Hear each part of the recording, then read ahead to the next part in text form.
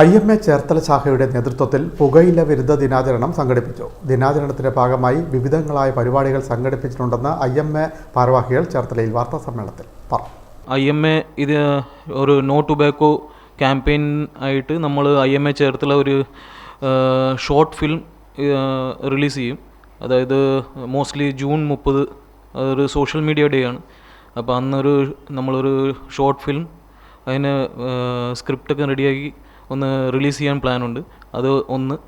രണ്ടാമത്തെ കാര്യം, നമ്മൾ പബ്ലിക് പ്ലേസസിൽ ഇതിൻ്റെ എന്തൊക്കെയാണ് ഇതിൻ്റെ ഹാംഫുൾ എഫക്ട്സ് അതിനെക്കുറിച്ചുള്ള നമ്മൾ ഒരു പോസ്റ്റേഴ്സ് അത് റെഡിയാക്കി അവിടെ ഒട്ടിക്കാൻ പ്ലാനുണ്ട്. പിന്നെ മൂന്നാമത്തെ കാര്യം, ഈ സ്കൂൾസിൻ്റെ ഒരു 100 മീറ്റേഴ്സ് റേഡിയസിൽ ടൊബാക്കോ വിൽക്കാൻ പാടില്ല. അപ്പോൾ അതൊക്കെ അതിനെക്കുറിച്ച് അവയർനെസ് ഇപ്പോൾ നമ്മൾ കൊടുക്കും.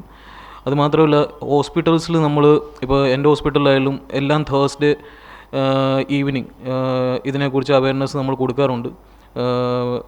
ഡി അഡിക്ഷന് വേണ്ടി ടൊബാക്കോ മാത്രമല്ല, അതിൻ്റെ ആൽക്കഹോൾ എനി സബ്സ്റ്റൻസ് അബ്യൂസ് അതിന് നമ്മൾ അവയർനെസ് ക്ലാസ് കൊടുക്കാറുണ്ട്.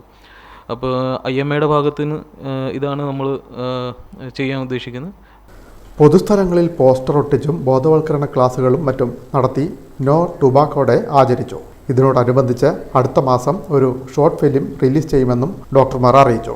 ഈ വർഷത്തെ തീം പുകയില വ്യാപാര ഇടപെടലിൽ നിന്ന് കുട്ടികളെ സംരക്ഷിക്കുക എന്നതാണ്. ഇതിനുവേണ്ടി ചേർത്തലയിലെ സ്കൂളുകളിൽ ബോധവൽക്കരണ ക്ലാസുകളും മറ്റും നടക്കും. ഏറ്റവും വലിയ വിരോധാഭാസം എന്ന് പറയുന്നത് പുകയില ഉൽപ്പന്നങ്ങളുടെ കൊണ്ടുനടക്കുന്നവരുടെയും പുകയില വിരുദ്ധ പ്രവർത്തകരുടെയും ശരിക്കും പറഞ്ഞാൽ നമ്മൾ രണ്ടുപേരും മുദ്രാവാക്യം ഒന്നാണ്: ക്യാച്ച് ദം യങ്. എളുപ്പത്തിൽ അവർ ഏറ്റവും ചെറുപ്പത്തിൽ പിടിക്കുക. കാരണം ഈ കൗമാര ബാല്യ കാലഘട്ടമാണ് ഈ പ്രശ്നങ്ങളിലേക്ക് പോകാനുള്ള കൂടുതൽ സാഹചര്യങ്ങളുള്ള കാലഘട്ടം എന്നുള്ളത്. അപ്പോൾ ഇതിൻ്റെ പ്രിവെൻഷൻ എന്ന് പറയും, ഇതിൻ്റെ ട്രീറ്റ്മെൻറ്റ് എന്ന് പറയുന്നത്, ഇനി പ്രധാനമായിട്ട് പറയുന്നത് ട്രീറ്റ്മെൻറ്റ് കാര്യങ്ങളിലേക്ക് പറയുമ്പോൾ 4 പ്രധാനപ്പെട്ട തലങ്ങളിൽ നമുക്ക് പറയാം. ഒന്ന്, പ്രൈമോഡിയൽ, അതായത് എല്ലാ റിസ്ക് ഫാക്ടർ വരുന്നതിന് മുമ്പ് തന്നെ, അതായത് ചെറു പ്രായത്തിലെ കൊച്ചുകുട്ടികളെ സ്കൂളിൽ തന്നെ ഇതിനെക്കുറിച്ച് ബോധവൽക്കരണം. 2, ഒരു പ്രൈമറി പ്രിവെൻഷൻ, അതായത് ഇത് ഉപയോഗിക്കുന്ന ആളുകൾ അവർക്ക് നമുക്ക് നമ്മുടെ ജീവിതശൈലി രോഗനിയന്ത്രണ ക്ലിനിക്കുകൾ അല്ലെങ്കിൽ പൊതു തലത്തിൽ നമുക്ക് ബോധവൽക്കരണം അതിൻ്റെ ദൂഷ്യഫലങ്ങളെക്കുറിച്ച് പറയാം. രണ്ടാമത് സെക്കൻഡറി, അതായത് ചികിത്സാ സംബന്ധമായ കാര്യങ്ങൾ. ട്രീറ്റ്മെൻറ്റ് സംബന്ധമായി ഇപ്പോൾ ആരോഗ്യവകുപ്പ് കൂടുതലും നമുക്കിപ്പോൾ നമ്മുടെ ഡെൻ്റൽ യൂണിറ്റുകൾ വഴി ഇതിൻ്റെ കൗൺസിലിംഗ് സംവിധാനം ആരംഭിച്ചിട്ടുണ്ട്. ഇപ്പോൾ നമ്മുടെ ജില്ലയിലും എല്ലാ ഡെൻ്റൽ യൂണിറ്റുകളിലും ഇതിൻ്റെ കൗൺസിലിംഗ് സംവിധാനങ്ങളുണ്ട്.